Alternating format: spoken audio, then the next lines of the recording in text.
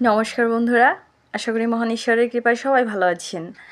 তো মাধুরী বিশ্বাসের নতুন আরেকটি ভিডিওতে আপনাদের সকলকে জানাই স্বাগত।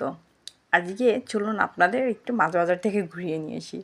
অ্যাকচুয়ালি আমি গিয়েছিলাম মাছ কিনতে, তো কাতলা মাছের পেটি আর একটা সমুদ্রের মাছ নিয়ে আসছিলাম। মাছটার সঠিক আমি নাম জানি না, কেউ কেউ বলছিল এটার নাম নাকি সুরমা।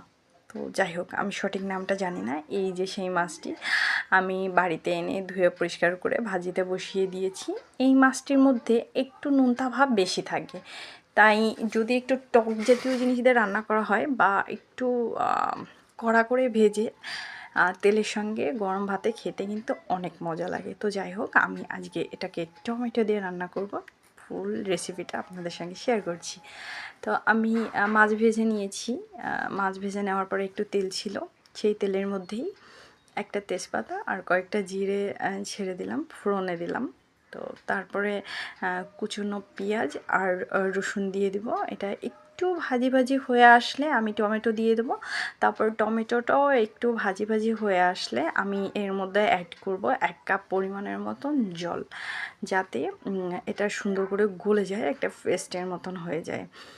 নাহলে টমেটো এবং পেঁয়াজ শক্ত থাকলে ভালো লাগবে না। এটা জল দিলে সুন্দর গলে পেস্টের মতো হয়ে যাবে।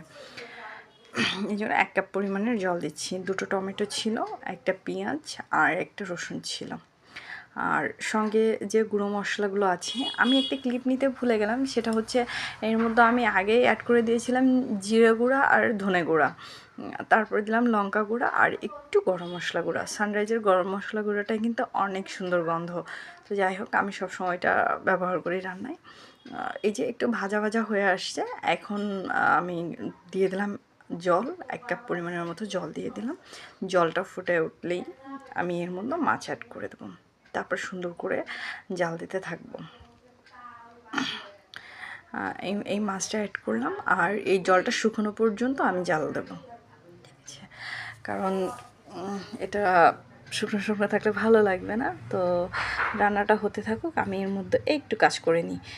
কিছু বাসন আমি ধুয়ে দিয়েছিলাম, সেটা গোছানো হয়নি, এগুলো একটু গুছিয়ে নিই।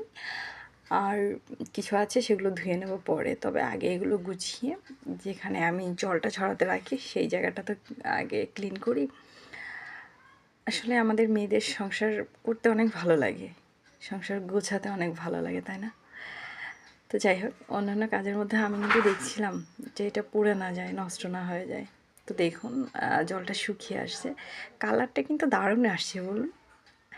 নিজে রান্না করছি বলে বলছি না, খেতে কিন্তু বেশ টেস্ট ছিল।